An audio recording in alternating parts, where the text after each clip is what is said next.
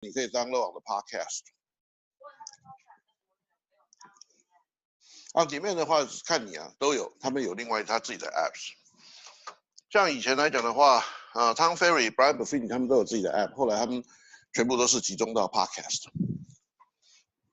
因为 podcast 的话呢，不需要自己在 promote， 他们一 search 的时候，worldwide 的话，全部都搜寻得到。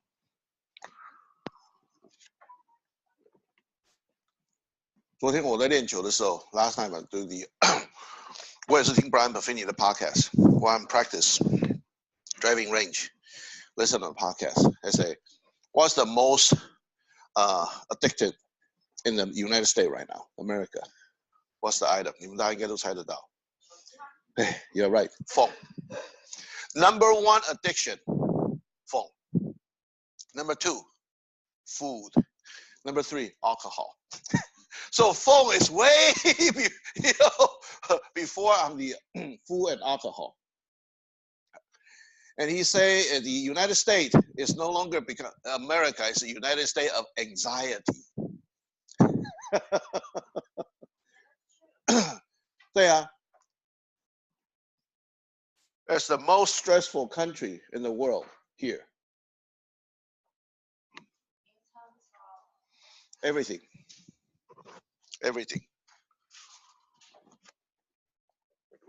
Because some of the country, they still worry about, did they have food to eat? Did they have shoes to wear? What do we worry about? Phone? Do we have any message coming in?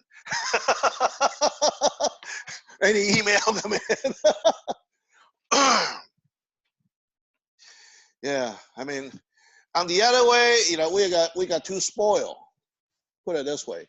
Did you know we actually consume about 1/3 of the worldwide, you can say like all the production here. We consume 1/3 resources in the world. We are, just the United States, 1/3. That's a lot. Okay, we'll start on contingency removal. And the same thing, when you do it on the contingency removal, they have all different categories from residential purchase agreement or request for repair. Why the request for repair? Remember, when we got an RR, we got to remove inspection contingency. That if you are the CR for the request for repair, you mark it the second one. Or if you have a response of a reply to request for repair, the RRR, then you check on this one, the third one. Okay. So those are, just if you remove the inspection contingency. And dated, that's the purchase agreement preparation date, not the accepting date. On the first page of a purchase agreement, they have a date. And you put whatever date there on the, when you're receiving. If you're the listing agent, just put the date, what the purchase, on your buyer's agent when they submitted it. Okay. Then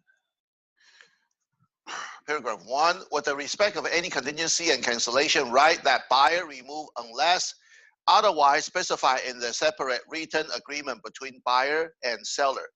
Buyer shall conclusive be deemed to have completed all buyer's investigation and review of reports and other applicable information of disclosure. 2, elected to proceed with the transaction. And 3, assume all liability, responsibility, and expense, if any, for repair, correction, or for the inhabitability to obtain financing, waiver of statutory disclosure as prohibited by law. So basically what you see here, the number 1, you got to complete all buyer's investigation and review the report. I mean, before you signing this form, definitely. If you do not follow whatever the instruction is, what do? Waiver. Buyer, if they don't want to do the inspection, fine. That means they are against our recommendation, our advice, and protecting ourselves as an agent. You got to let the buyer signing waiver. Inspection waiver. Inspection could be from general inspection, termite inspection, or anything else. All kinds of inspection or investigation. 2, for the preceding transaction. So that means, what do you mean proceed on with the transaction? If, for example, if the buyer finds something they like, they don't want this house, can they cancel? Yeah. So that means we always use a reason. Later on, I will cover the cancellation. Exercise, paragraph 14b. That's it. I don't need to tell you any reason. Because the more reason you tell them, they can overcome. If I do this, you don't need to cancel, right? Oh, dang. I mean, you just don't want it. And you try to, sometimes you are telling not the true reason. Yeah. You always do the excuse. Actually, most of the agent, they will flat out to tell the listing agent, my buyers don't like it, your house anymore, or we found another house, they like it better. Well, that's the truth. But how many they tell them, I would. I'm so sorry.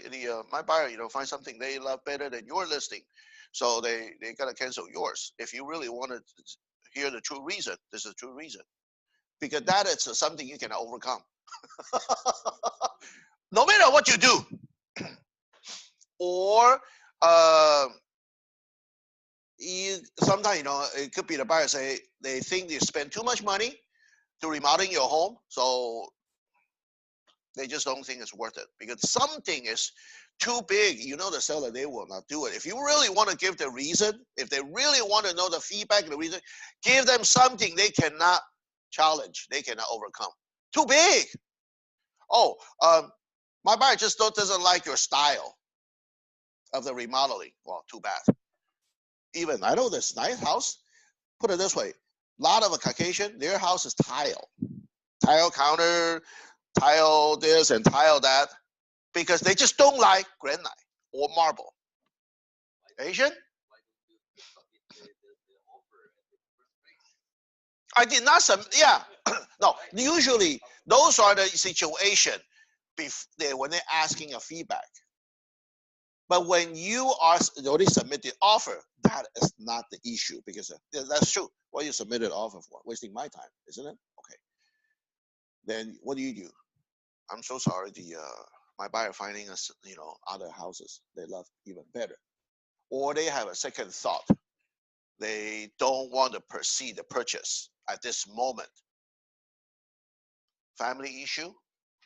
I don't have to tell you. Yeah, they do have a right. Actually, I'd like to share with you because someone asked a question regarding usually, okay, it's not really this, but if usually what we open an escrow, seller choose the escrow, right? Most likely. If the buyer insists you want to use their escrow, what do you overcome that? If the buyer, they want to use their own escrow, and seller really want to sell this buyer the house, but doesn't want to upset them, what do you tell them? What reason you can tell them? Huh? No. Buyer want to choose their own escrow. They don't want to use the seller's escrow. Did you get those situations happen? You probably sometimes. Okay, but how do you overcome? Instead of too harsh, and I just thought about it this morning.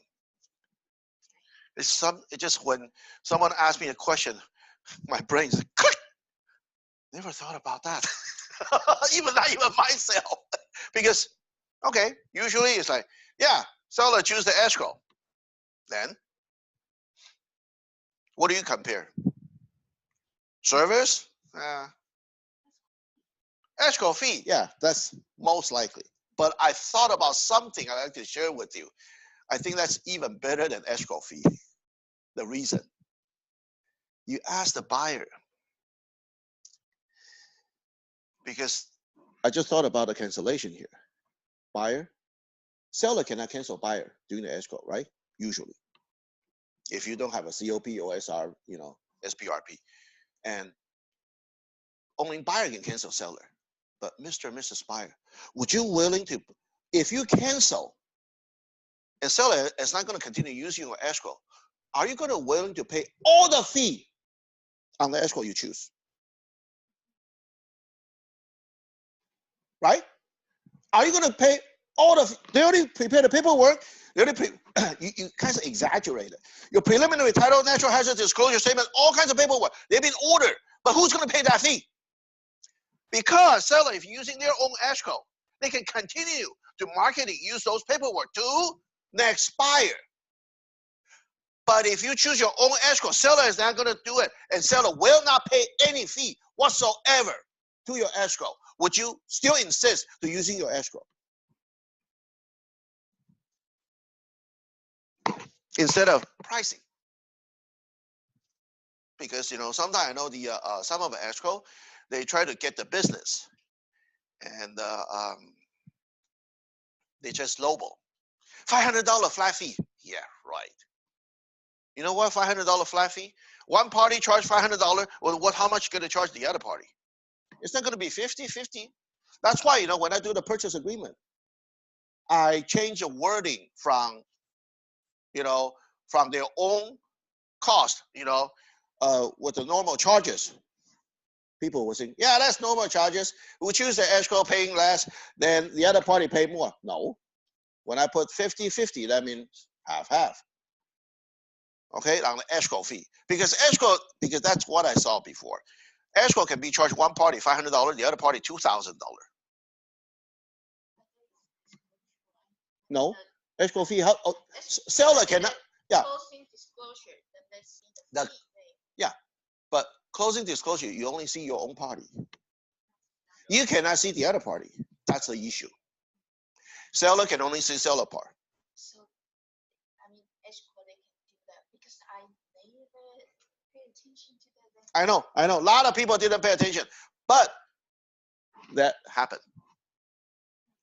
So if I got caught like that, and I believe escrow officer, when they see 50-50, if they charge $500 here, they better charge $500 the other party. On that, I have nothing to say. It's just an escrow fee. Other fee that's according to like buyer, they gotta pay recording. Buyer, they gotta pay lender title insurance if they're financing, and seller need to pay the title insurance, to the buyer. Those are normal fees. But what I'm just talking about, escrow fee. Escrow. They will name it a settlement fee because escrow is like a settlement institution, settlement office. So just a thought to share with you. If somebody really want to insist, the buyer want to insist the escrow, perhaps you can use that reason to challenge them, to persuade them. You tell them and say most likely escrow fee, it's about the same, not much difference. At the most, 100 or 200. But when you cancel, well, can you guarantee you are not going to cancel? I don't think so. We just open escrow, or we just want to accept the escrow. You don't even do the inspection. How do you know you will not cancel? But if you cancel, are you willing to pay all the paperwork fee and whatever the escrow being ordered from title, from all kinds of fee? Who knows? If you got an HOA fee, are you going to pay for it? Even seller going to pay for the HOA fee. But that escrow paperwork, it's been ordered through escrow, and they cannot remove from the other escrow. Some of the paperwork just, I don't think they can do it because the HOA document, they order through the escrow officer. But if you switch to the other escrow, wait a minute, this is not ordered by me. How do I know where it's missing? And I'm not going to endorse it. So buyer, are you going to pay HOA fee? That's not cheap. Easily $400-$500, $700-$800. I thought that's the same document. You think? They can have that excuse to. Why not? Why not? Escrow officer can, and it's not okay because how do I know which one is missing? When transfer from escrow to document to the other escrow, it's not ordered by me.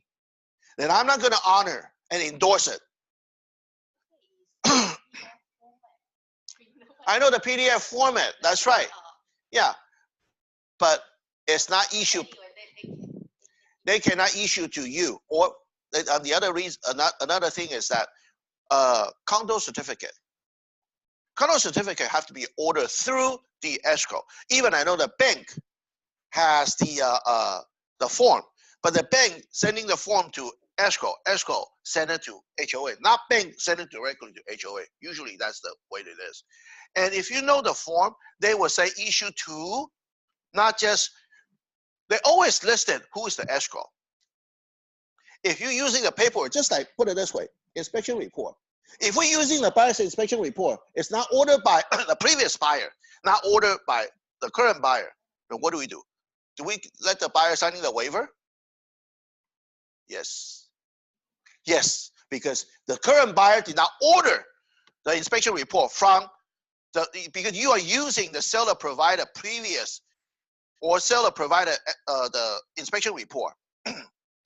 You cannot, after that inspection company, for whatever the reason, because you did not order it, you did not pay for it, you cannot after them if anything wrong with it. But you said it without any liability because you provide, okay, they said listing agent provide. Listing agent provide anything, they have no liability. You have your due diligence. Choice to do it. I mean, they do it again. So that's why they gotta sign an inspection waiver. Same scenario. If it's escrow, why should I have to endorse it for someone order?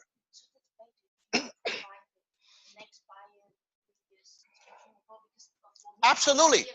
No, I will. Because they may come out different. That's okay.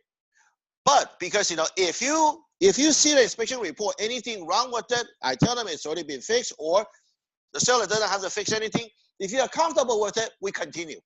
If you don't even bother to open escrow. Why not? Yeah. So that's why if you know on the Northern California, they're the way to do it. Before they open escrow, they give out all the paperwork, escrow paperwork, disclosure, inspection report, termite, everything. Put everything in front of you. Are you going to open escrow? Okay. When you open escrow, you remove contingency on the spot. At the same time. Not 17 days.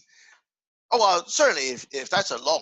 But anything else, you remove except loan. That's it. No more. They will give you all the HOA document too. Review it. That's the way that Northern California, the way that they run the business. We, kind of easy here. We still have a cancellation. We have to deal with it. Over there, hardly they cancel. First of all, they don't have enough house for sale. So if you want to buy it, you better, when I choose you, then you review all the offer before I accepting your offer first. Review all the document, paperwork before accepting. If everything is okay, seller accepted, then open escrow. Then at the same time, here's a contingency removal. Aha, same thing. Because can you remove it anytime? Yeah. Did you ever see the listing agent throw you under the bus, give you the contingency removal with the disclosure statement? Yeah. And if you don't read it, you send everything to the buyer. Buyer doesn't read it. DocuSign everything. Send it back. You still did not read it. Send everything back to your listing agent. I'm so sorry. You're done. You already removed contingency right after you open escrow. Yeah. Been there, done that. I heard somebody did that. They said, James, what should I do? I cannot help you. You already remove it. Why don't you read it? You have 2 chances. Why you get so lazy? When listing agent give you the disclosure, you don't even review it. What's wrong with it or anything wrong with it? Don't you plan to explain to your buyer? I thought I just email the buyer. Then we can read it together. No. You are the buyer's agent. What's your due diligence? You are supposed to protecting your client. You got to review all the paperwork before you send it to the client. Sometimes you need to block it for your own good. That's the issue. You have to stop. Oh, wait a minute. CR, you cannot send it to them. Yeah, they are purposely throw you under the bus. The MVP, CR, they have buyer sign it, they have seller sign everything. And if you don't read it, good luck. You better pray hard. You close the escrow. Otherwise, you kiss your initial deposit goodbye already. Right after you just sent to the escrow. And see, number 3, assume all liability, responsibility, expense. Okay, if the repair, correction, and for the inhabitability to obtain the finance. You gotta, because the repair, everything, that's up to the seller. And you certainly request the seller if you could, or if you're the listing agent, recommend the seller hire somebody do the repair with the invoice. Licensed handyman or licensed contractor do all the repair. Because seller, are you going to be liable service the future buyer? Because if anything wrong with it, buyer can after the contractor or the handyman. But seller, if you're so handy, you do everything yourself, they're gonna have the seller. Who do the repair? Seller. If you did not give it the invoice, because I don't think seller can issue invoice unless seller is a contractor. Okay, that's a different story. Okay, that's the only situation. If the seller is a licensed contractor, okay, I guess you're okay.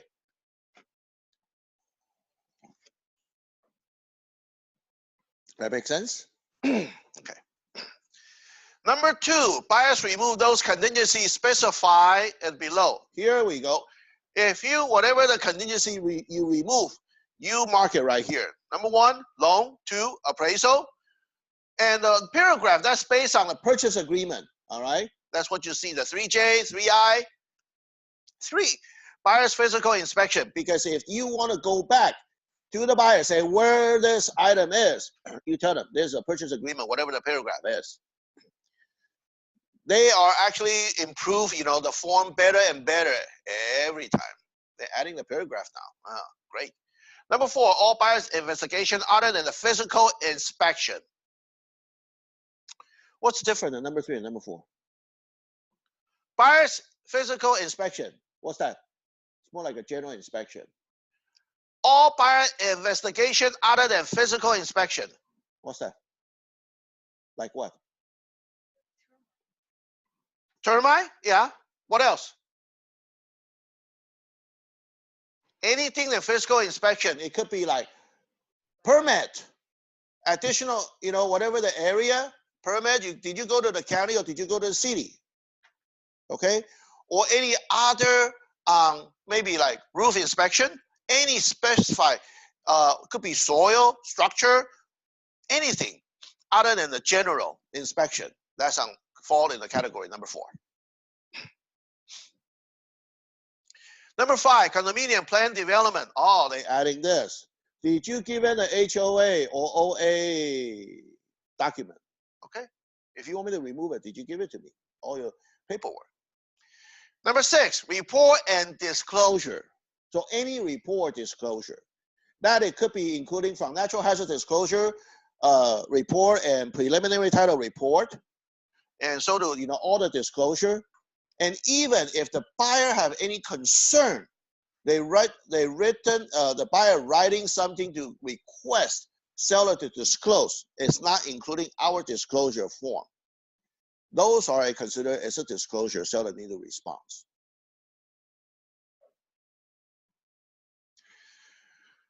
Number 7, title, preliminary title. Okay, this is same thing. On the report. Okay, so they already specified number 7. 8, sale of buyer's property. What's that? COP. COP, have to remove it right here. Number 9, review of a document of a lease and lien items. Like what? What's a lien item? Solar panel, water softener, or purifier, whatever it may be, on the lease items in the house. Okay, so those are, did you review those paperwork?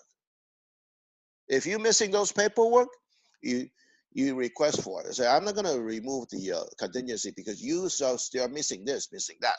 Okay. But you're probably wondering, if the COP right here, then where's the SPRP? Seller want to remove contingency. Don't worry. Right on the bottom. Here's a 2. Jump. Because the buyer is on the top. Everything on the buyer on the top because that's a buyer signature.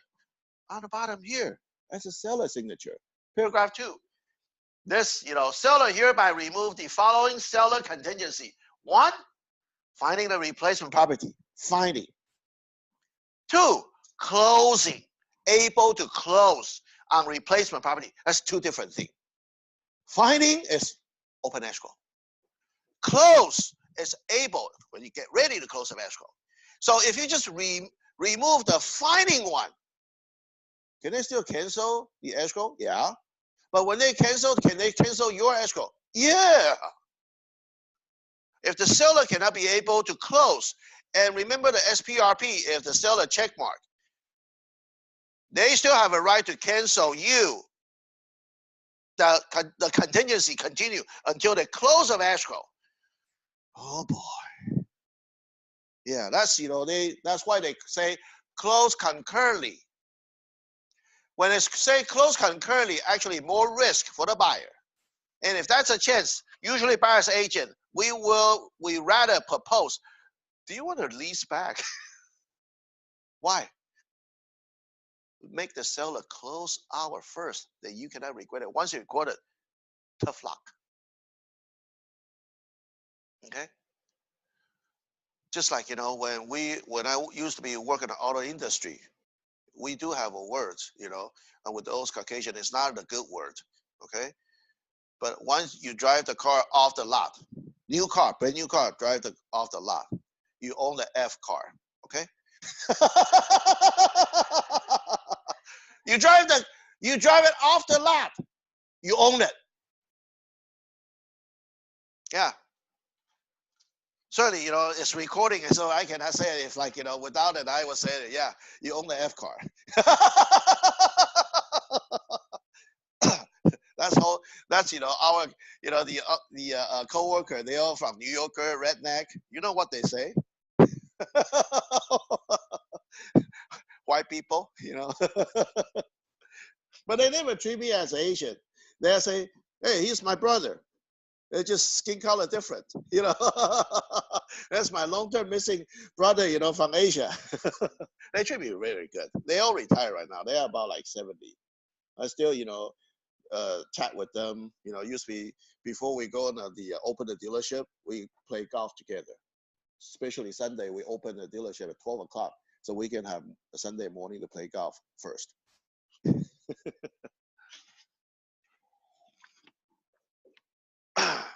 So this is the second part for the seller to sign, okay, for the SPRP. Yeah.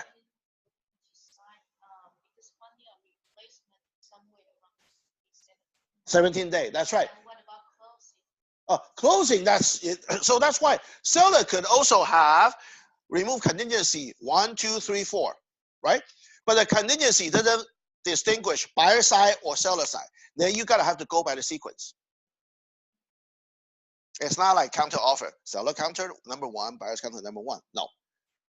Contingency doesn't really have a buyer's contingency or seller contingency. No.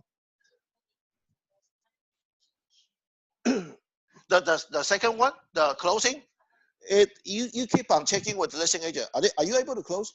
Are you able to financing? Then you sign it. Before you remove all contingency, seller, you better sign on the same time with me. Otherwise, I'm not going to sign the all remove contingency. Because that's my job as a buyer's agent to protect my buyer. If my buyer remove all contingency and you still cancel me, boy, are we going to wasting all the because before I remove all contingency, what's the action? What I'm going to tell the lender? Okay, let's get ready for the loan doc. Once you issue the loan doc, do you know buyer have to pay all the fee to the lender? Doesn't matter you close it or not. Yeah, you don't have to close it, but you already sign a loan doc. I'm telling you, all the processing fee you need to pay, and that's not cheap. $1,500 to $2,000, and is the seller going to pay for that? Because the seller canceled at the last moment.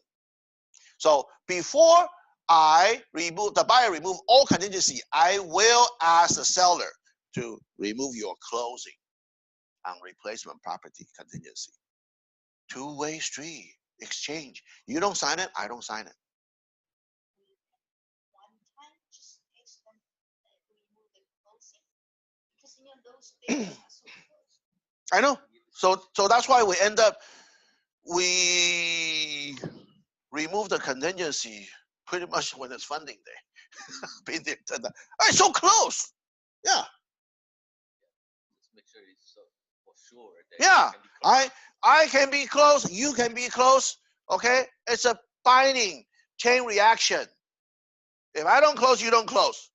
Or seller, you do not close your purchase, you will cancel me. We cannot close either, right? Same thing. So that's why you cannot be naive or vulnerable. Oh, okay, I'll tell my buyer remove everything. The seller said, wait a minute, the seller haven't even removed anything. They're in big trouble. And that's why you come here to attending the training for, because this is something it will not tell you from the textbook. On the sequence, you gotta have to go give and take, two-way street. I'll give you something, you better give me something. Yeah, not just taking or just giving. It's different. Okay? Yeah.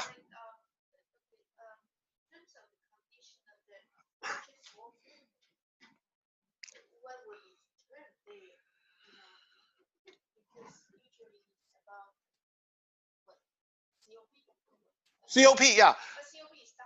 Yeah, number 8. Yeah, but what about the purchase when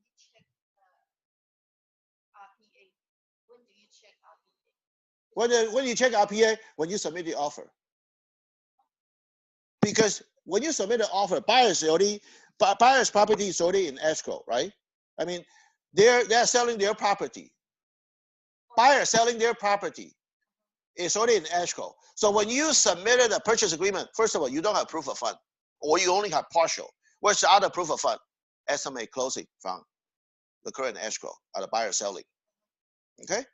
And certainly if the buyer still want a financing, so another pre-qualified letter. And definitely you gotta attach COP. You gotta notify the listing agent the buyer need to purchase. My escrow on which step? Because listing agent will call your current escrow, the buyer's escrow, to verify what's the procedure. I mean, what's the not procedure, I mean the estimate closing date. So this only apply when the buyer is selling their house. Mm-hmm. Number 8 is only when the buyers. I mean, the part, the one this. Because I usually check this and I never have anything to do with. No, that's a request purchase agreement because contingency, that's a regular standard one. That's a standard. If you talk about this, yeah, usually we replace, okay, because when we do this residential purchase agreement, most likely it's go all the way to what? Remove all contingency scenario. The other one, request for repair and the RRR, responding, reply for the request for repair. That's different. That's different. Okay? That is usually 1, 2. And if you did not do that, then you remove everything. This one is 1 because I'm the due agent. So that's why I just, cut through the corner, just remove everything. I'm in control. Okay? Both parties, you gotta listen to me. Okay? Go by my sequence. Here, here, here, here. Listen. Okay. So that's why I do everything at once. Sometimes it's really hard to please both parties, but that is the fun part. You gotta have to think hard. How you can create a win-win situation. So make both parties are happy. It's tough. Buyer is happy they can get the property. They don't mind to overcome or pay over asking. And seller, they're happy they can sell over asking and square all the repair away smoothly. That's the whole thing. Yeah. And I'm happy to get a both side commission and plus a red envelope. Yeah. Say thank you.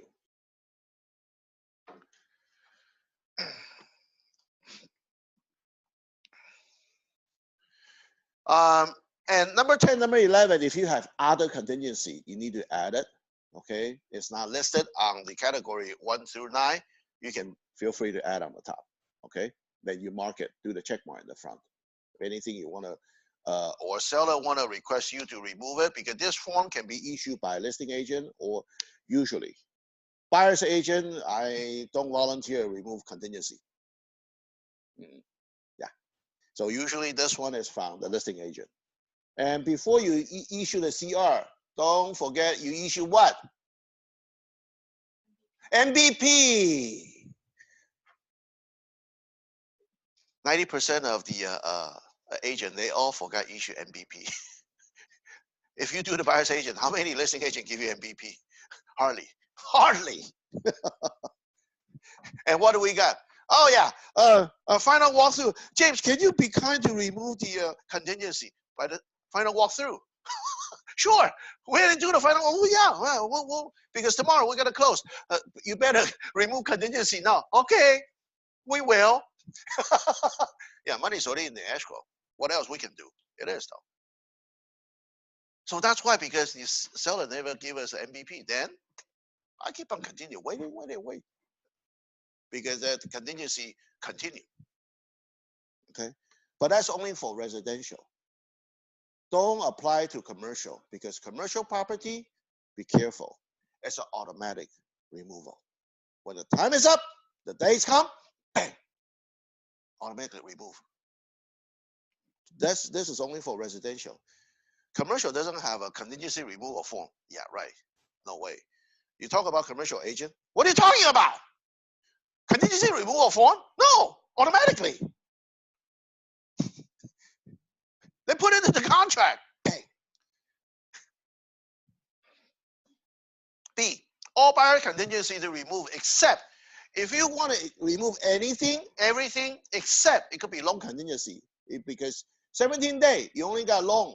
If like somebody would serve you the contingency removal number 1 or maybe number 2, and sometimes they say, okay, you remove everything, because those are the usually checked by the listing agent. They say, okay, I know your loan hasn't been approved yet, final approved yet, but the appraisal, everything is done.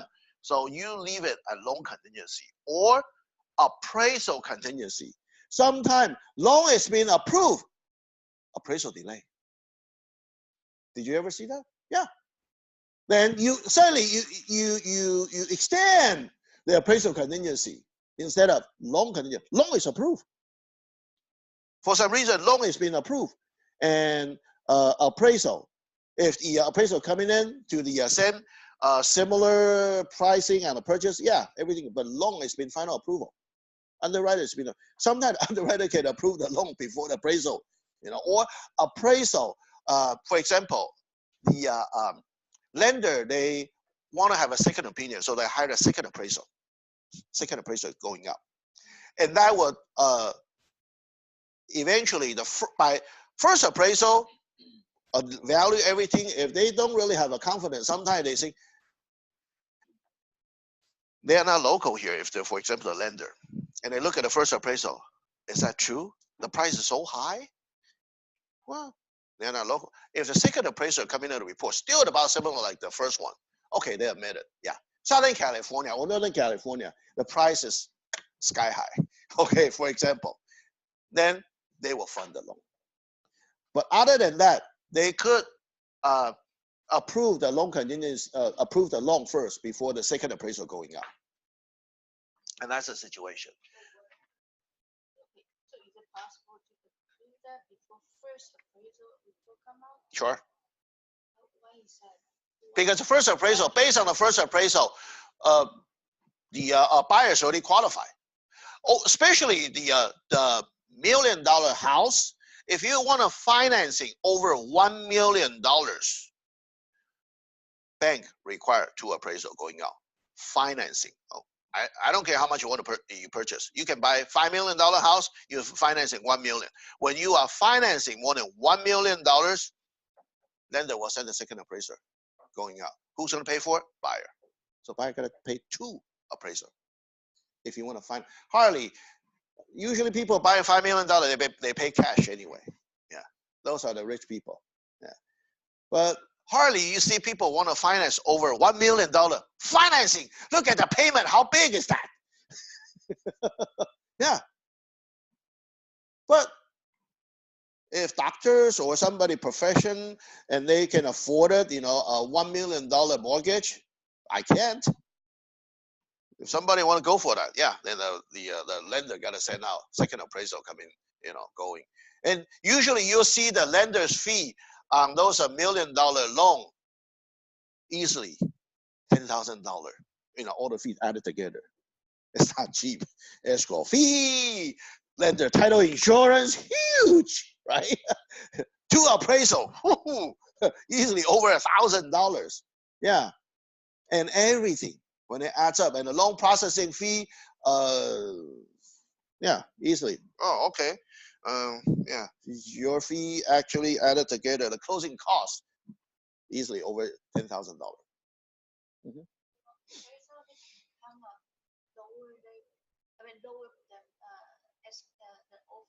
Sure, they could come out lower. Because if the buyer, they have enough down payment, they have no problem with it. So, for example, buyer put a 50% down. No, but it's under their regulation. Just for the same scenario, $5 million house, if the buyer only finance, say 1.5 million, lender gotta send the second appraisal going out. But can they approve on the based on the first one? Yeah, absolutely. They got plenty of down payment and they have great income to cover a $1.5 million loan. Then all we wait a second appraisal, see if they come out with a similar price. And are they be? It's just a.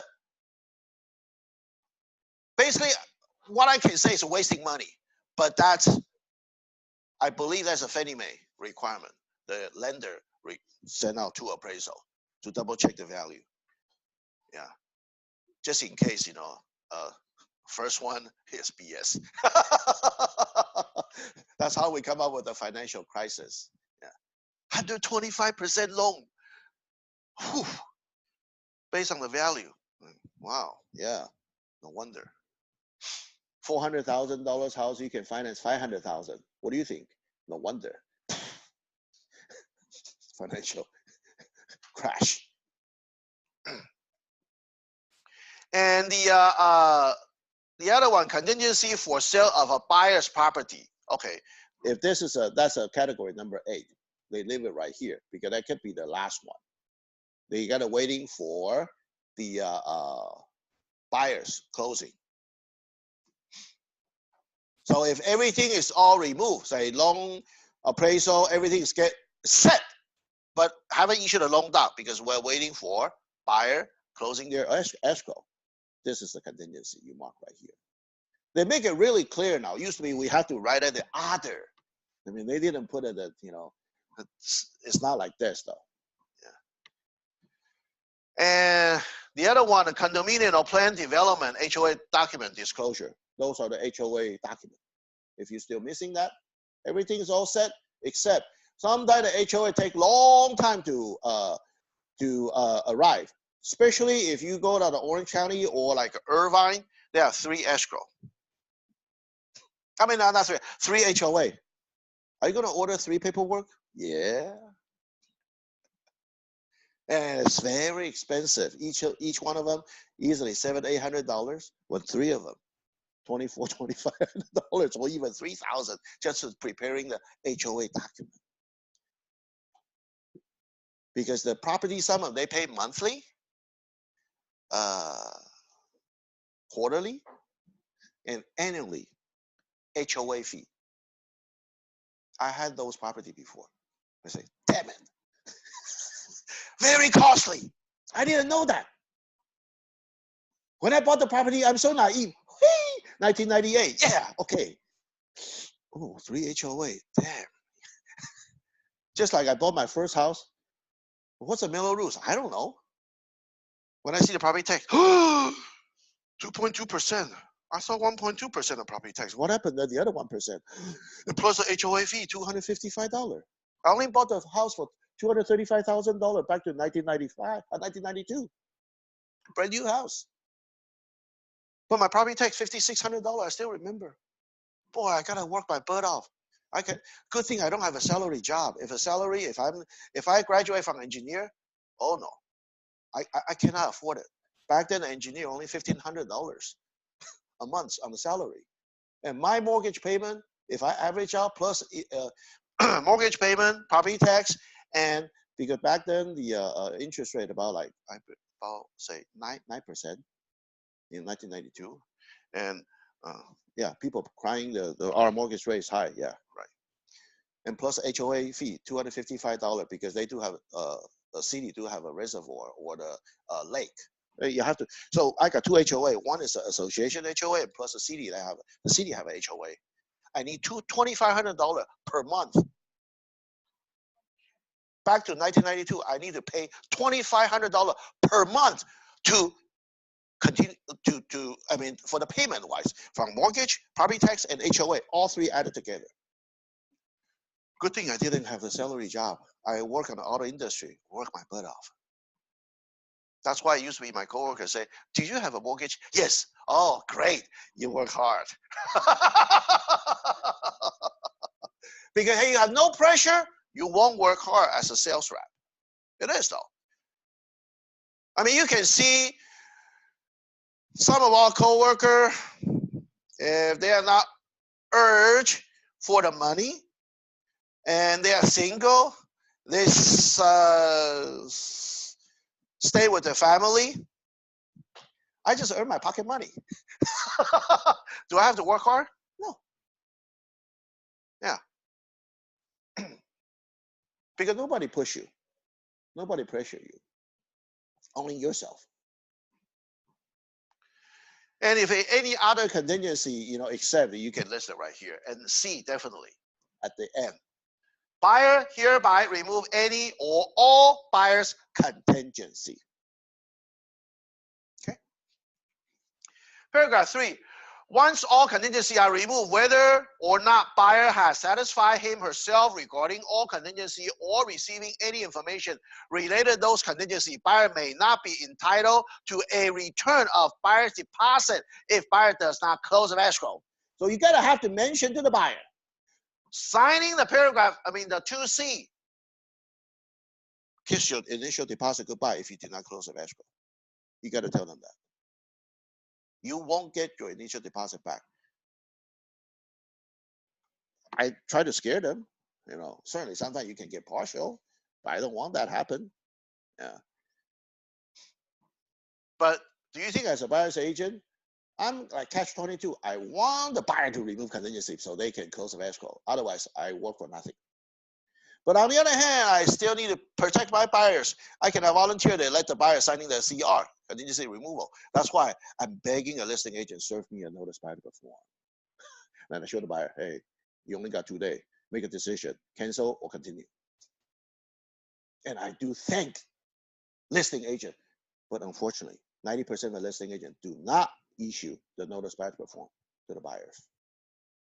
And I have to reminding them, please give me the notice buyer to perform.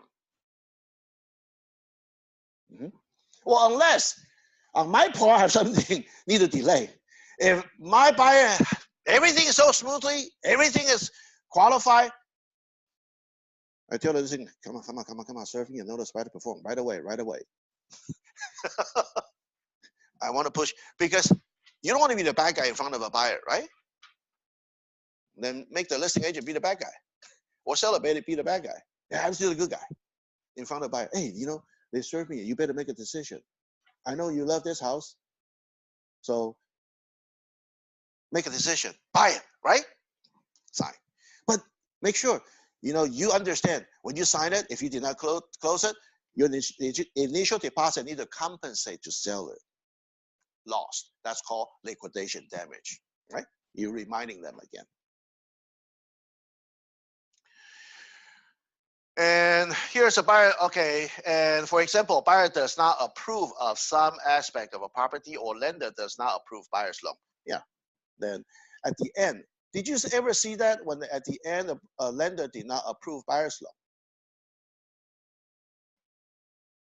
It could happen, very, very rarely. For example, Buyer, they got so exciting. They get the house. They're using their credit card, buying all the furniture and appliances. And before they fund it, they run the credit report again. And they found out a buyer. Suddenly their monthly payment become, and they actually, when they're financing, they are about a borderline on the debt income ratio. Then they thought, so that's why you gotta have to reminding buyers, say, don't buy anything, spend anything on a credit card until close of escrow. Don't do it during the escrow, because before funding, lender will run their credit report again. If they found out their minimum payment is sky high, a few $100s more, and the debt income ratio suddenly become unfinanceable, then lender will say, we're not going to fund that loan. Yeah. But I will tell you, most of the agent will not reminding buyer that if sometimes if with the 20% down, usually with 20% down buyer, be careful. You tell them I have to watch all their spending. Don't do anything on your down payment account. Say for example, yeah, can I continue to deposit for the wages? Yeah, but you have to explain, because before the funding, what the lender will ask you on the buyers, their bank statement again. If they deposit cash into it, oh boy, explain. If you cannot explain, I'm not going to fund it. Buyer, you just killed your loan, kill the purchase yourself. And I'm going to suicide because I did not reminding the buyer. So the escrow cancel. So I make nothing. And buyer may lost their initial deposit. And I may lost this buyer forever. Yeah, big loss. So that's why I encourage you, you got to remember that. When you are buyer's agent, reminding buyer, don't spending anything on the credit card. You can buy anything using your cash. That's okay.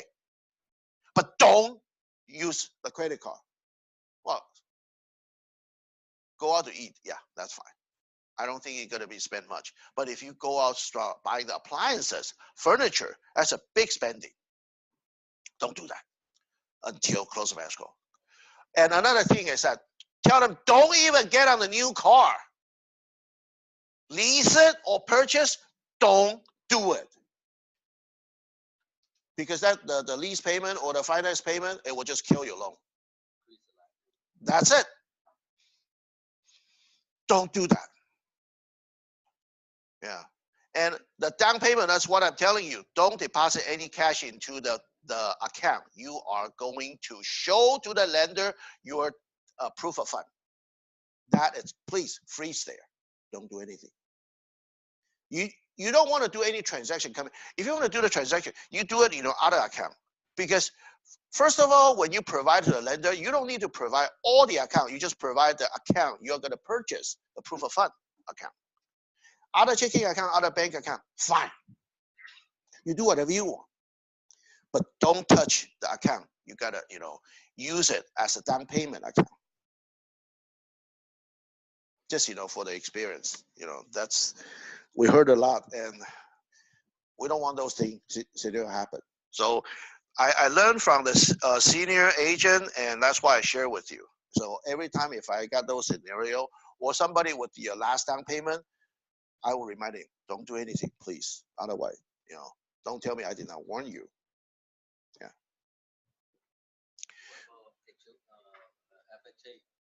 Oh, that same thing. Yeah, that's even worse. Don't do anything. Okay. I mean, you could deposit your wages, account. I mean, wages into the account. They will see, oh, okay, here's a check. But if any personal check that coming in, they may have to, because it doesn't matter what money coming in, lender will ask for explanation. You just ask for trouble. You could deposit your salary check, your wages check, but they will make you explain anyway. It doesn't matter. When the money get in or money getting out, they want an explanation. That's it. You better prepare. Yeah. Clear? Okay. So we'll go through the finish on the CR. And certainly on the bottom, confirmation of receipt. Okay. This one, same thing. Remove was personally received by, okay, and authorized. This is just the acknowledgement. Don't make a big deal out of it. It's only acknowledgement. It's only binding agreement once a signature. So remember this, signature, it's a binding. Initial, only acknowledgement. When it's already binding, then it's done deal. Just like counter offer, buyer seller sign, and the other party just initial for acknowledgement. Doesn't mean, oh, can I still back out as a seller if the seller deny initial? No. Buyer seller sign, done, binding agreement. Even your purchase agreement haven't signed, just signing the counter offer, one signature on the, just a both signature on one paperwork, that's it, binding agreement. You cannot back out. Oh, I haven't even signed a purchase agreement yet, or I haven't even acknowledged. Too late. So remember that if seller, buyer signature on one page, one paperwork, that's a binding agreement, done deal.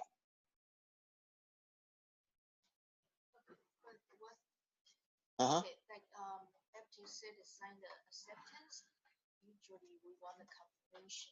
That's only the confirmation. It's not binding. It's done. So that the initial only acknowledgement. It will not stop you. Doesn't matter you initial or not, because if you read the bold print, it will not stop.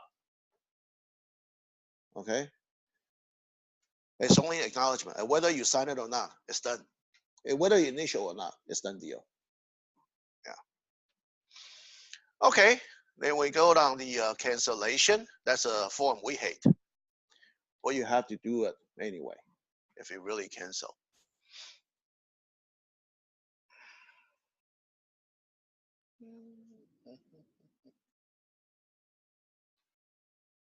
If you do it properly, the buyer can be still with you. If you do it wrong, good luck. You just kiss your buyer goodbye. Okay, here, usually cancellation and release a deposit. We check usually is number one. Yeah. What else you gonna cancel? California residential purchase agreement. Or if others, it could be income property purchase agreement, or could be commercial purchase agreement, you put other.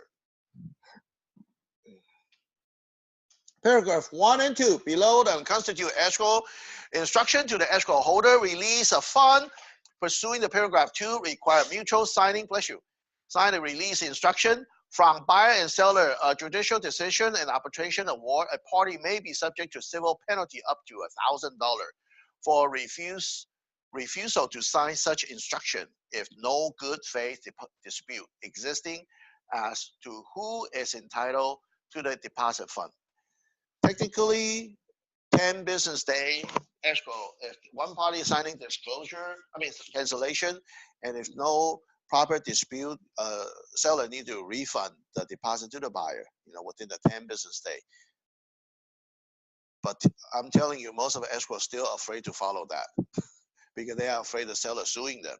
And not only that, what they are afraid of, seller will open if you do not do that.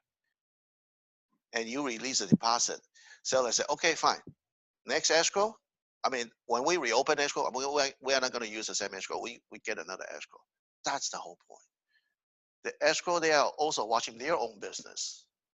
So they are afraid to release the fund to the buyer, even here, according to the contract. Suppose within 10 business days, you need to. But in reality, not many escrow, they practice that. They want to make sure, then they can only tell the buyer, say, you can, the next step, you sue the seller. But even when you sue the seller, you can only penalize the seller up to another $1,000, plus your liquidation damage. Then who's going to pay the attorney fee? Yeah. So that's why before you submit the offer, you tell the buyer. If we don't really have a good reason, I know it's like, say, yeah, we can exercise 14B. We find another property, what you like, and sometimes the seller got pissed, okay? I don't want to refund your deposit for the month. Sue me. Go ahead. Because you're given a reason. So that's why, if you really tell them a truth can be hurt. Hurting seller's feeling. Seller said, yeah, piss off. Okay, I'll hold it for your fund for the month. Sue me. Go ahead. Yeah. But as a listing agent, you're damn it. So sometimes if you heard from buyer's agent's reason, don't pass it on to the seller. You, buyer's agent, listing agent, that's what our job is. Not only we service our account, our client, we are the lubrication between two parties. We also could be a tranquilizer. You heard something, you can using some other different way to describe to the buyer or seller. Don't straight it out from your mouth. No, it hurt. Okay? If buyer's agent really tell you, say, buyer find something better than the seller's house, so they will cancel. And you're a listing agent. Okay, I got it. Okay, no problem. Let me talk to the seller. Then the seller say, why buyer cancel? Well, I really don't know. I mean, they are exercise 14B. They do have a right to cancel. Keep your mouth shut, whatever you heard. But did you lie to the seller? No. Buyer do have a right to exercise 14B, paragraph 14B, 17-day contingency period. And they don't need to provide us any reason. You can tell the seller, say, who knows, could be their family have some trouble with it. Then if you rather let them cancel now, so we can find another buyer. Because if later on you cancel later, you're just wasting longer time, wasting, you kind of listing agent persuade the seller. So instead of we cancel it in 10 days, or you rather wait until 30 days, this buyer cancel. Or even when I served it a notice buyer to perform after 21 days, and they still cancel. You still need to return the deposit back to the buyer, right? Or you rather do it now 10 days, return the deposit. Then we can find another buyer, so we can remarket, we can put the listing back on the market again. That is something more encouraging words, conversation to the seller. Just let them release the deposit. Sign the cancellation. Don't tell the truth. Sometimes the truth is hurt. But you did not lie either. Yeah, exercise 14B. Like anything could happen. Because sometimes they, family have the issue. They might have to use a down payment. Could be medical issue. Then they cannot buy. Well, what can you say? Rather than push them. Because I had those scenarios. It's like, husband received a pink slip from the company. What's what? Lay off. And I'm doing the escrow. I tell them, go ahead, cancel right away. Ding, ding, ding. I'm just about to remove contingency. Whew. Haven't signed it. I say, thank God. Just for the couple of hours, they're going to sign it. And husband say, when I arrived this office, I received a pink slip. Uh-oh. Yeah, they lay off lots of, people. I say, then I tell them, I say, let's go ahead, cancel. Then I tell them, I say, well, we have to cancel. So unfortunately, situation happened to the buyer. So we have to cancel. Unfortunate situation. Unfortunate situation, it could be anything. Okay, here. So paragraph 1 and 2 below the substitute escrow instruction to escrow holder, release the fund pursuing to the paragraph 2 require the mutual sign release instruction. Oh, we covered that. Repeating that. Okay, number 1, cancellation of a contract. Who cancel? Buyer, seller, or both buyer and seller? Most likely buyer cancel. Can seller cancel? Yeah. Like what situation? SBRP. They cannot find a replacement property. Seller cancel. Then you mark seller here. They cannot sell the property, or they cannot find a replacement property, and the time is up. And the buyer served the NSPs, notice seller to perform. The seller have to perform, right? Seller says, I'm so sorry, I gotta cancel. I cannot find the property I like. I had that situation before. Wait until the month. Seller cancel us. What can I say? Okay.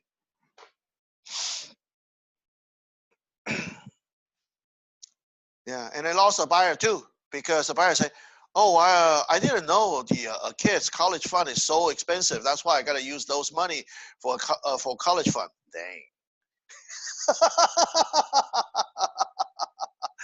So they cannot buy the property anymore.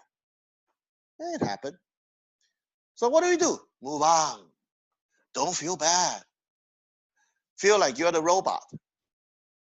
Don't breathe the negative energy, the sourness, the angriness home. Move on. Move on. Yeah.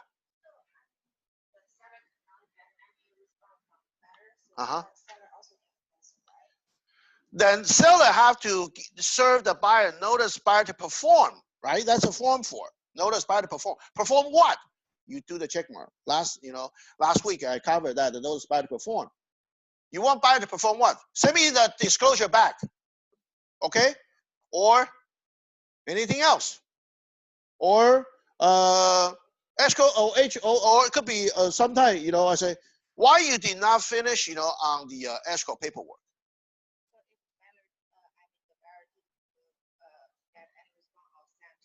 Then 2 days later, you can send a cancellation. Yes, because when you send a cancellation, because you rather do it now or later, because if the buyers did not send you the paperwork, you call a buyer's agent, they did not responding. Even I will call buyer's broker because I say, is buyer's agent sick? Yeah, it could happen.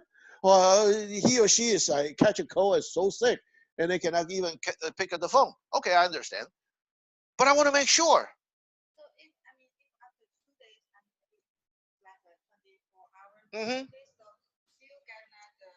Usually, before I serve the notice buyer to perform, I will call the buyer's agent because it's hard expecting how long we're gonna live, right? Yeah. Yeah. So if the estate agent happen, so just the buyer maybe dispute out, you cannot find it, so the buyer cannot to sign, but the time is already past 2 days. So Then the cancellation right becomes seller. It's up to the seller. Do they want to cancel this transaction or not? You as a seller. Buyer still cannot perform whatever we ask. Are you going to cancel it now? And I would say, usually, seller asks me, what's your opinion? I would say, go ahead. so seller can cancel it, but without the buyer's deposit. Well, seller will cancel it. Most likely, buyer will sign because something wrong with it, and the buyer just afraid to say so. Sometimes buyers just purposely waiting for seller to cancel them. Yeah, sometimes. Expect the deposit will be.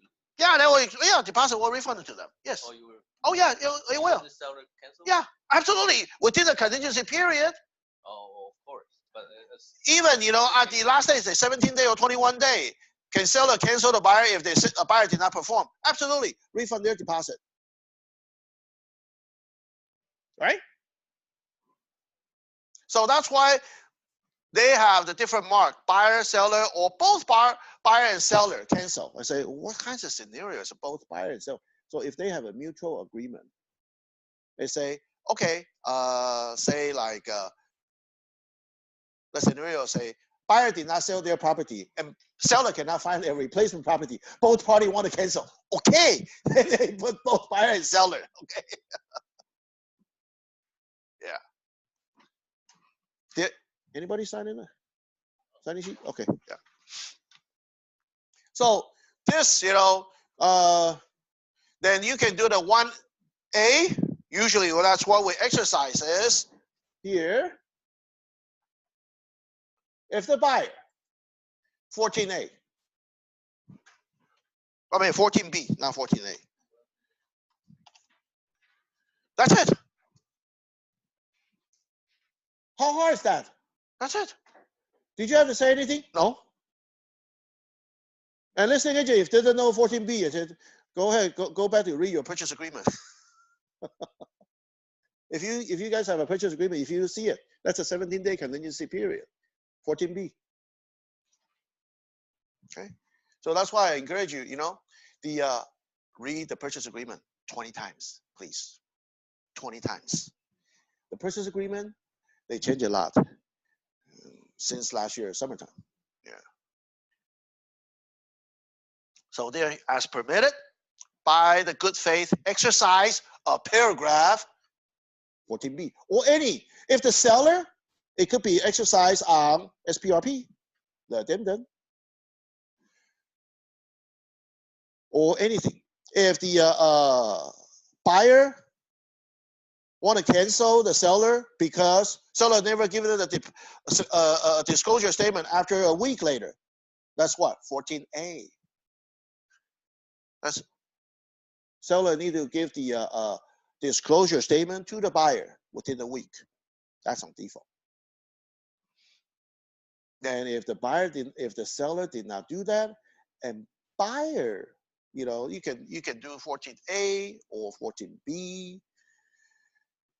It's up to you, because sometimes the buyer is like blaming on the seller did not give it the disclosure. Actually, they found something else. I'd rather put 14B.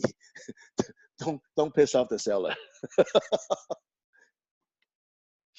Of the agreement. Then B, buyer has failed to remove the applicable contingency after being given a notice prior to perform. So if 1B, usually who canceled it? Seller. So you mark seller, because usually A, it should be the buyer. If the B and also C, that's both are performed by seller cancellation. C, buyers has failed to take the applicable contractual action. What's a contractual action? They never put the deposit into the escrow. That's contractual action. They never return the escrow paperwork back to the escrow. Contractual action. They never returning the disclosure back to the listing agent. That's a contractual action. Then seller can cancel the buyer. Okay. Being given a notice prior to perform. So that's why sellers still have a right if the buyer did not follow the instruction, the time frame. What's the time frame? When escrow give you the escrow instruction, how many days you should return it back to escrow? Huh? No. On the purchase agreement, they don't have it. 5 days. On the page number 3. On page number 3, if you guys go back to read it, on paragraph 7. 5 days. It's a 7 what? If you see it, I forgot. It's a 7 C something. 7B. 7B, right? Oh, C. 5 days. Yeah, right here. 7C1C. Default is 5 days. You need to return it.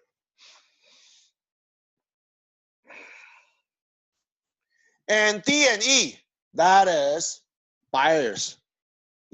Cancel. Why? Because that's a seller's failed to take the applicable contractual action after being given a notice of seller to perform. Okay. What seller to perform? Well, seller haven't, removed the contingency, or the replacement property, or seller haven't given me any paperwork. Then what will open escrow?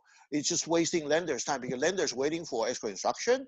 Lenders waiting for, say, like the preliminary title report, and it's supposed. Usually the escrow, we can actually engage the escrow. So why you delay on the preliminary title? We just engage the escrow right away, something like that.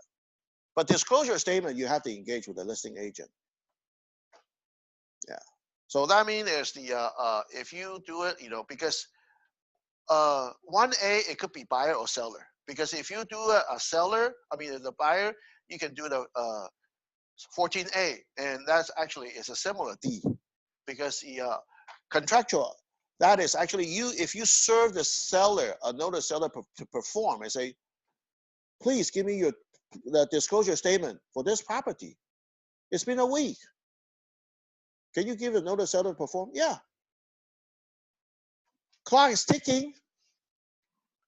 And E, seller has failed to remove the applicable contingency after being given a notice seller to perform. That's what SBRP. If you haven't found a replacement property, why did you either you cancel me or I cancel you? Either way, I don't want to wasting time. It's been 17 days. Mortgage rate has an expiration date, right? When the buyers lock in, then you have to, continue. If the seller delay, then who's going to pay the extension fee? Another fee. You rather cancel it now. So that's why, if you buy the property with also contingency, doesn't matter seller contingency or buyer contingency, they all have a risk. Okay, longer escrow or cannot even close. Then when we talk about standard, it's straight sale, straight purchase. That's it. Yeah. And F, per mutual agreement. That's when you market both buyer and seller cancel, then you mark F. Per mutual agreement. What mutual agreement is between whatever in between. Just like what I'm telling you. Buyer cannot sell their property and seller cannot find a replacement property and both parties. Okay, why don't we just cancel now? And that's a per mutual agreement. So on the bottom here, it could be signed by the buyer or seller. It depends on who's canceling on paragraph 1. That is paragraph 1 is about cancellation. Paragraph 2 is release of deposit for the cancellation. But remember I told you if you accepting the offer on Friday, you do the inspection on weekend and the buyer doesn't like it, you submit the cancellation right away. You haven't even turned in the deposit yet, initial deposit yet. So you only complete the paragraph 1 because you don't have money to release. So you don't do it on paragraph 2, okay? Paragraph 2 only when you have money in the escrow. Okay. Then definitely buyer and seller cancel escrow, the number, since you already open escrow, right? So you have an escrow number and with which escrow? And A, usually 90% we mark here. Seller authorized release buyer's deposit, last buyer's fee cost to the buyer. Don't tell buyer, say when you cancel, you will get all the money back. No, not anymore. Escrow need to make some money too. Even when you cancel, escrow will charge you cancellation fee. Why? They already put out all the paperwork. They already send you, they could be $200-300. They're not going to work for free anymore. 10 years before, yeah. They are afraid to charge the cancellation fee. Now, they all charge cancellation fee. World's changing. Yeah. Used to be we don't have a smartphone, now we all have it. Just like how many people you are still signing the contract with the phone company with no purchasing phone? No, not anymore. If you remember 10 years ago, we get the phone, binding the contract for 1 year and the phone is free. Hardly you have those plans. If you still want to get a flat phone, yeah, maybe. For elder person, they have the big screen. Oh, so the number, is big. So they only call for emergency, nothing else, just for the phone. Yeah, probably those phones still free. But any smartphone, hardly. Okay, it's free. And we'll get used to it. Not only that, used to be the contract's 1 year, now it's 2 years. Everything is changing. Everything is changing. B, buyer's authorized release of buyer's deposit, last seller's fee and cost to seller. What kinds of scenario is that? When if you cancel that after you remove the contingency. Pursuing the property executed liquidation damage clause, buyers authorized to release the deposit to seller is limited to no more than 3% of the purchase price. Any additional deposit should be returned to the buyer. So if you put 10% initial deposit and it's owner occupied, and 3% it go to the seller. Rest of the 7% return it. If you have increased deposit, or sometimes it's an auction, but usually when the auction they put 10% deposit, they want all the money. They all signing other addendum for that. You know, some of our auction. Did you guys once in a while you see that the people say the auction it could be they thought it's public. No, not really. Sometimes it's a private auction. Remember though, you recently have one house in Hacienda, and right next to the Colima, is right next to the street. Yeah, $800,000 house, and they starting asking what $400,000. That's a start bidding price. I got a buyer say, oh, I like to submit it for $500,000 so I can get the house. You wish. You go ahead, submit it yourself. I'm not going. I'm not stupid. Okay? Hey, come on. 2,500 square footage house, even right next to Colima. I know you get a traffic noise. But thinking about it, you know, did you ever, when I go through that, I talk to those buyers, say, look, you know, did you know how much on the a seller purchase on 2016? Yeah, 750,000. Do you think they will sell it to you at $500,000? No way, no brainer. Why should I have to wasting time to go with you to see the house and submit an offer? Go ahead, find a listing agent, submit it. I'm gonna wasting time with you. I'd rather, you know, find something else or relax. When I go out, it better perform. Because your time is valuable. You gotta have to consider your resting time is also valuable. Yeah. So that's those are the B. Is actually, you know, when it's the remove contingency, then you're still asking for cancel, and you begging the seller returning rest of the deposit back. I'll give you 3%. Okay, give me back rest of my money. C. Both buyer and seller acknowledge mutual cancellation of the agreement and authorize escrow holder to continue hold the deposit until receiving the subsequent mutual instruction, a judicial decision, or arbitration award. What kinds of situation is that? See.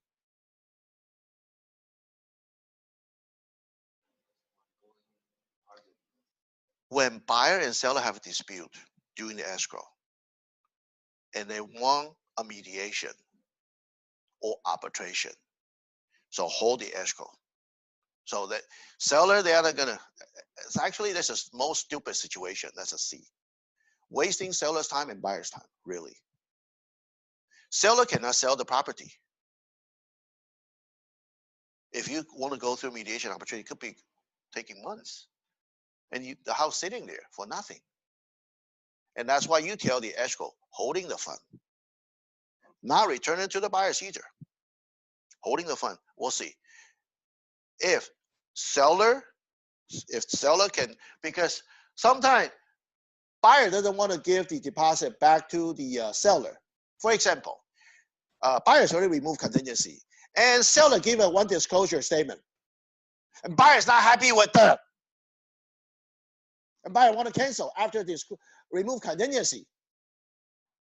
Then no, actually you could, but the issue is seller. Okay, buyer have a 5 day to cancel even in the contingency, but is the seller going to be follow the law? No. Seller insists, I want to do the mediation. Buyer say, damn you. It is wasting time. I'm pretty sure if the buyer can get the money back, but seller have to sign a signature. And the escrow officer, they are afraid the one-way street, if the buyer sign and just release a fund without seller signature. Some of our sellers so stubborn and say, you already removed the contingency, why you can cancel? Well, because you submitted the, you give me the disclosure, something. After I remove the contingency, remove all contingency, then I'm not happy with it. For example,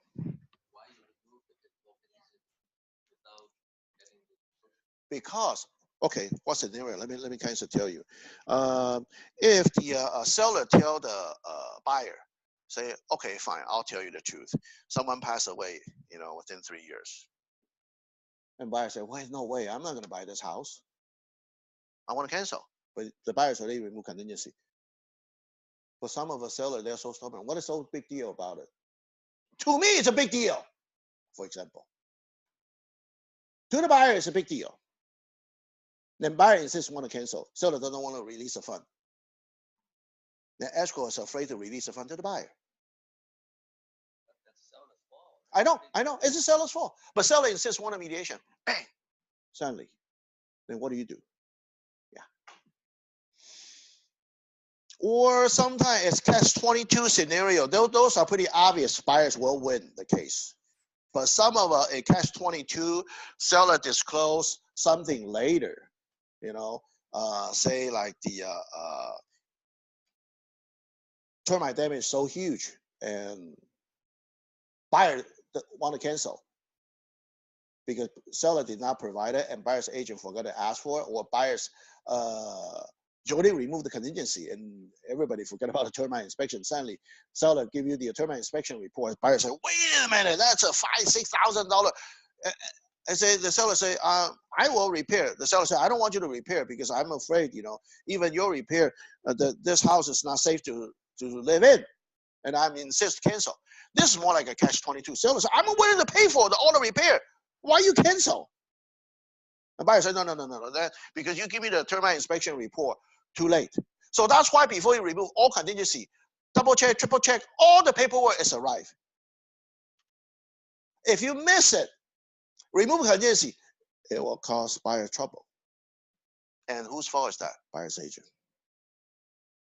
Buyer is not going to admit it their fault because they are not expert. You are the expert. We are the expert. We got to make sure all the paperwork is arrived from listing side, from escrow. Make sure everything is, and if you don't remember, that's okay. Go through the checklist in our office. All the paperwork. All the paperwork. We do have a checklist. Ask from the front desk. Okay?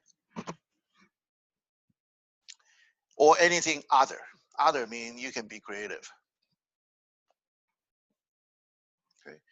Then unless otherwise specified, the buyer and seller mutual release each other from all obligation to buyer, seller, or exchange the property under the agreement and from all claim action and demand that each may have against the others by reason of the agreement, and 2, intend that all rights and obligation arise out of agreement and null and void. Okay, so both parties sign. This is paragraph 2. That is require 2 signature, buyer side and seller side, because this is regarding on the money on the paragraph 2. Any question? No? Okay. Any other form you want me to cover on the purchase side? Because I think I covered pretty much everything. Then I will jump to the listing. No? No? Okay. Let me go and print you on the listing agreement so you can take a look. I know the time is almost up, but just, you know, reminding you the listing. Doesn't matter purchase or listing, which form we should sign it first, legally. Agency disclosure. Without signing agency disclosure, you are nobody. You don't representing buyer and seller either, right? That makes sense? You're nobody. You don't representing them. You don't sign the disclosure at the end. No, you should sign it first, always. That's why they put the form on the disclosure, not just a listing package or the buyer's package. Which form to come first? Agency disclosure.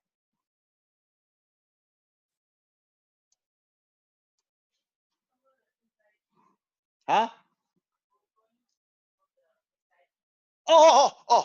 Okay. Okay, yeah, SIP. You want me to go to SIP and also the residential lease after sale? Okay, got it. Okay, no problem. You guys all have an SIP in hand, right? Okay, good. Let me go ahead, go through the SIP. But let me go ahead and print it out the listing since I already go through this procedure. 10 copy. Okay.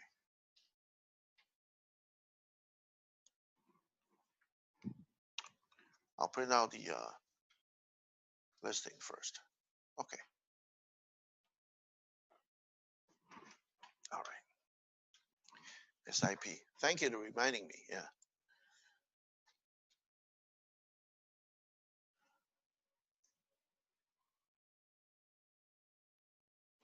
Okay. We are using this form when seller staying the property within 30 days. If the COE plus 3, COE plus 5, or even 7, we don't use form. It's only at the most 1 week anyway. Big deal. Nothing. On the counter, you know, we put a purchase agreement. We already put COE plus 3, COE plus 5. If they cannot move out in time, they say I need another. They shorten it.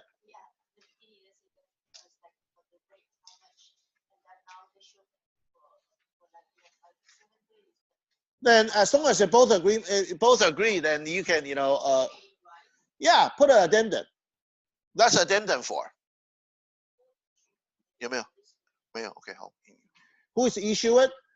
Either seller or buyer, because you know both parties talk first before you issue a addendum. Doesn't matter listing agent issue or buyer's agent. Once you issue, you can sign it. How many people need the SIP? 1, 2, 3, 4, 5. Okay.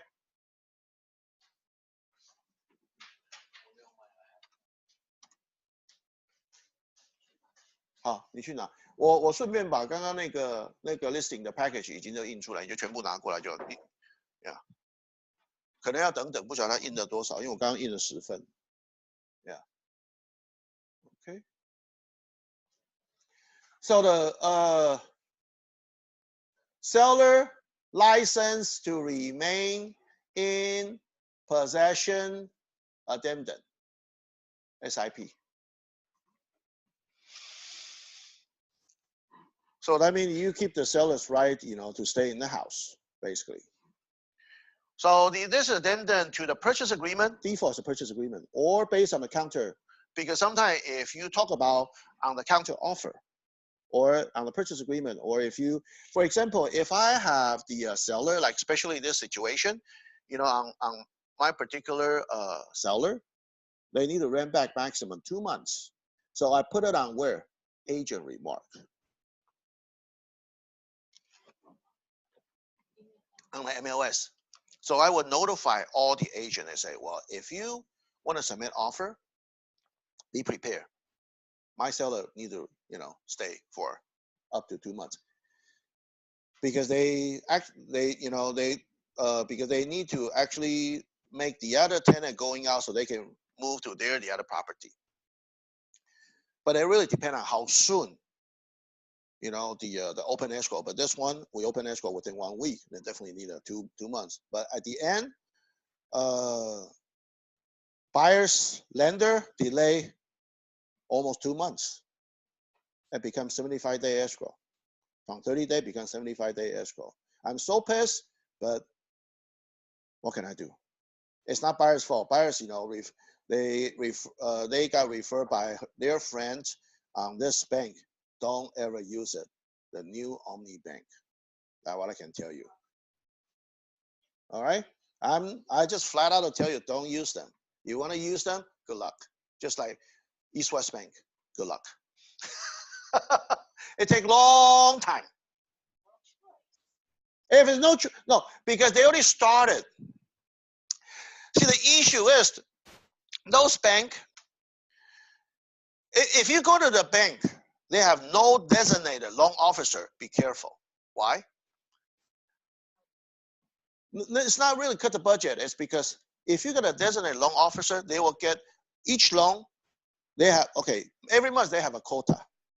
Loan officer have to work hard. And not only that, they have a bonus. They have a pressure to have to meet their quota. But if the bank doesn't have a designated loan officer, that means anybody can be a loan officer. So they will take their salary. They are not going to pay more if you know, do the loan. Then why should I have to bother to work my butt off, right? Yeah, 吃大锅饭的嘛, just like that. I get same pay. Why should I have to work hard? No motivation. Talk about motivation. You know, when I heard on the podcast, it's like you sometimes you got to be the salesman. We're the salesman. We're the sales rep. You are the motivator, sales rep of the other one is the facilitator. What's the difference? Motivator, aggressive. Facilitator, you sit. Just like whoever get on the stop sign, you go first. That's a motivator. You wait everybody going, and you safe to go. You're the facilitator.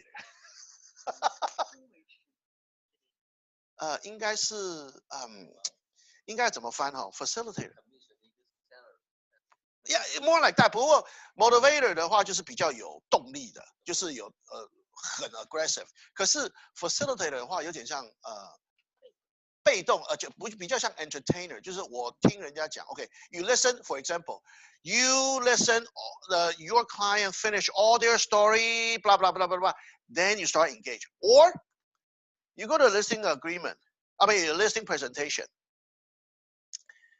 Did you tell them sign now, or say why don't you sleep on it and let me know tomorrow?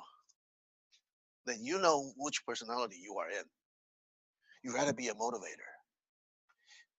For example, you know, when we are in the auto industry, you know, some of a salesmen, they are so insist you have to go through the procedure. You gotta have to watch a video. You have to, because you know we're on a European car. You know, could be the Mercedes-Benz, BMW, or you know anything of Volvo. Then you gotta have to, so they can get the 100% customer satisfaction. Because later on they gotta, you know, ask for the survey. If you jump a different step, then you might hurt. But sometimes, you know, some seller, some buyer, they are in urgent. I want to buy the car. Nice. Right on. So when you're selling when you are buying the car, I say, I just want to buy the car and go. Doesn't have to go through because I own the car before. I know. Okay, because my car got stolen. I just want to buy the identical car. If they tell you the reason, do you still want to have to go through everything? No, they don't have a waiver to sign and just give it the key. Thank you so much. Because those buyers, I love it the most. Because, you know, it saved me most of the time. I don't have to go through, because sometimes, you know, before we deliver the car, we have to sit in the car, go through with all the feature, about an hour. You got tons of a feature now. You gotta have to go through, and some of the client, they are not techie people. Oh boy, probably 2 hours. Yeah, or here's the key, bye. Sign the contract. They already know everything. Then why you? So those are, but you know what? As a salesman like that, you may lose the buyer. Say, I don't have time with you. They just walk to other dealership and buy the car. Whoever they can match their tempo. Because a facilitator, their tempo is too slow. You're not aggressive enough. So facilitator is more like people in the salary job. And you know, just kick back, relax. So facilitator, if the personality like this, you are in this field, you have to work harder than the motivator agent. Yeah. 啊？哎，对，麻烦你，谢谢。哎，我先搞那个刚刚那个 SIP 有没有 ？SIP 的话有了吗 ？SIP 我这边呢这一套整套。这是 seller instruction。SIP 在这里。对。No， 这是 seller advisory。这是 seller instruction。哦，这是 seller instruction of a multiple listing。哦，这是 SIP。你们 SIP 我先给他们。OK。那我这是 OK。哎，全部混在一起啊 ？OK。那你到时候分一下好了，因为 SIP 的话，对呀，你这是没有这个无所谓，这个就一套来讲的话，你可以看一下，一套总共有11套。OK。So this so same thing, you know, when you got everything, every time you see dated, ED, that is what? Purchase agreement preparation date. On the purchase agreement, on the top left-hand corner, that's on the date. You put it right here.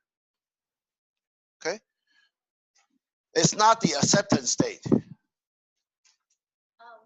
about, sometimes we print the agreement date, but actually I sign a day or 2 days. That's why I say Just the day we print out from the contract. that's a preparation date. Sometimes we leave it blank. Well, why you leave it blank? And until they sign, then I put the date on.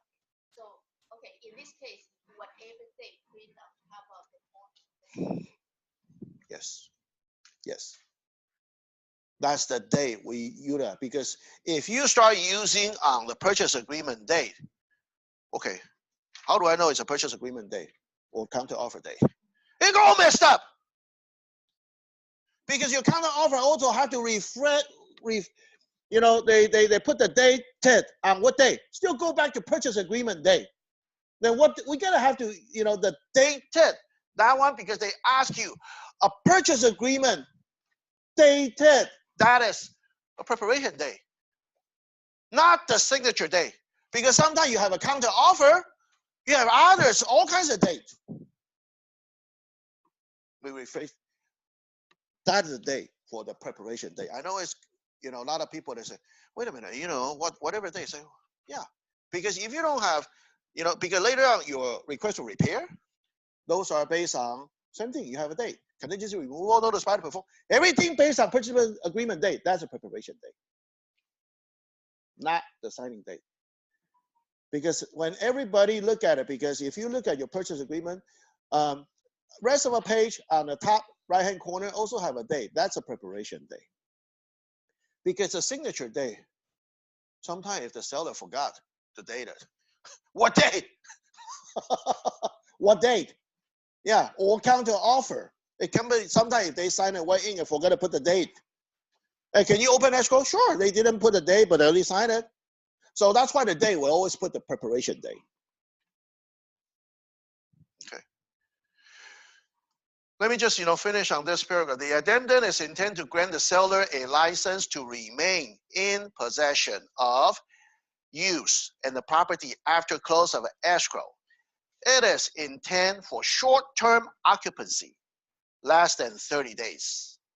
If the occupancy is intended to be for 30 days or longer, use residential lease after sale. They already tell you that. If more than 30 days, you got to use other form. Why? It's because more than 30 days, by real estate law, you have other to need to cover. So that's more like 6 pages lease agreement.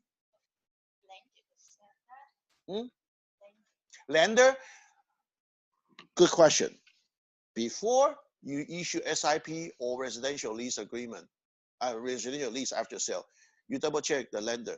First of all, do you allow seller to lease back or rent back? Second of all, use rent. Lease, that sounds longer. Did you allow the seller rent back? Okay. 30 days, let's consider a rent. More than 30 days, consider a lease. That's a difference. Rent and lease, what's the difference? Sounds all the same for Chinese, right? But not in English. No, over 30 days, consider lease. Rent, it's a short term. Lease, it's a long term. What's considered long term? According to here, over 30 days is considered a lease. Otherwise, why do we need to sign the seller a lease after sale? Why they use a lease? They didn't use a residential rent after sale. They use a residential lease after sale. When you put it this way, when you go on the go to the car, for the rental car, why they call rental car? It's a short term. Did you usually rent the car more than a month? Hardly. But when you go to a dealership to lease a car for 3 years, is that considered lease? That's a long term. So that's why over 30 days is considered lease. 30 days or within, it's a rent. Make sense? Okay. And local rent control and other law regarding the tenant's right may impact buyers and sellers' right and obligation. So if you go to the rent control area, make sure everything applicable. Because if the seller they have a different regulation, you gotta have to ask a particular area. Los Angeles City, you ask what's the current rent control rule before the seller moving out. Okay, everything like that.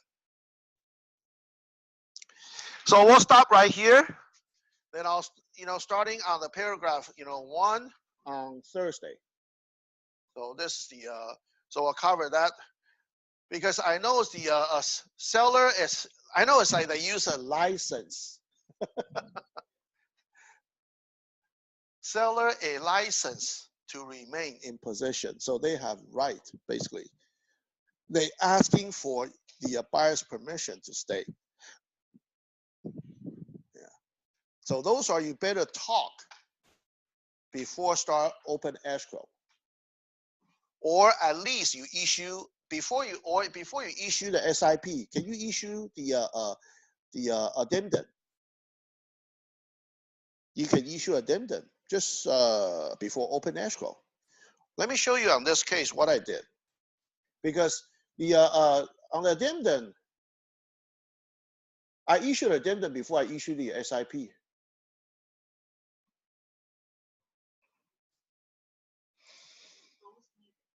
Hmm?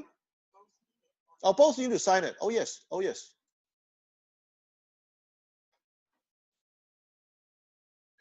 See, I put it right here. Seller will rent back maximum 2 months for, because we have a mutual agreement how much the rent is. So I put the rent amount after close of escrow.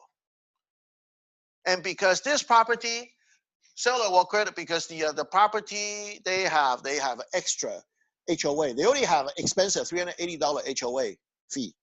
But since the HOA, they got to replacing the roofing, the eave, and rest of remodeling of the whole community, each unit have to pay extra $300 for 1 year. So your HOA fee suddenly become almost $700. And then what they end up with will say, okay, we'll pay half. So seller already paid, they already start paying it. By the time it's like they're closing and the seller want to catch, for the rest of a half, then they end up saying, so when we do the calculation, so seller just credit $300. But when actually buyer delay the close of escrow, seller already paid. So this one is not going to apply. But you sign it addendum, but don't turn it into the escrow. Just what I'm telling you. Because this one is what? Hiding from lender. Because I haven't even talked to the lender. Then this particular lender, New Omni Bank, they are not like the seller rent back. So even before they fund it, they ask the buyer, are you going to live in? Oh, yes, absolutely. Is the seller renting back? No. We're all on the same page because I'm a dual agent. I already prepared them.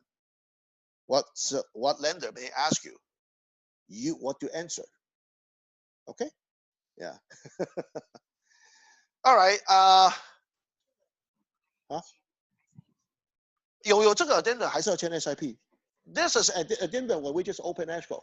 But SIP, I hadn't assigned a junior escrow because we don't know. I'm going to say, because see, maximum 2 months, but I don't know which form we got to sign, right? SIP within 30 days or residential lease after sale. So end up, if you see my SIP, 10 days, if you see that form. Why? End up the seller just rent back for 10 days. And how much each day? We divided by $1,700 to 30. So end up we sign an SIP instead of residential lease. No. And what they say, well, how come? And then how do you pay the rent to the seller? Can seller issue the cashier check, leave it to the escrow officer? When close of escrow, buyer can pick it up. If you withhold the amount, you gotta put that means you gotta put it into the escrow. When you put it in the escrow, lender will know. So I gotta keep outside of escrow. This addendum I keep it outside of escrow, and the rent keep outside of escrow. That's how we did it. Have the buyer sometimes, if they want to do the repair outside of the escrow, same thing, buyer can issue the cashier check, leave it in the escrow, then buyer can pick it up for the credit for the repair. Can you do that? Yeah. Cashier check. Hold it the escrow officer. No problem. We'll hold it until close of escrow. I'll send it with the buyer's package, for example, if you credit to the buyer. In this situation, seller will leave it, on the rent, so buyer can pick it up Same thing. Yeah.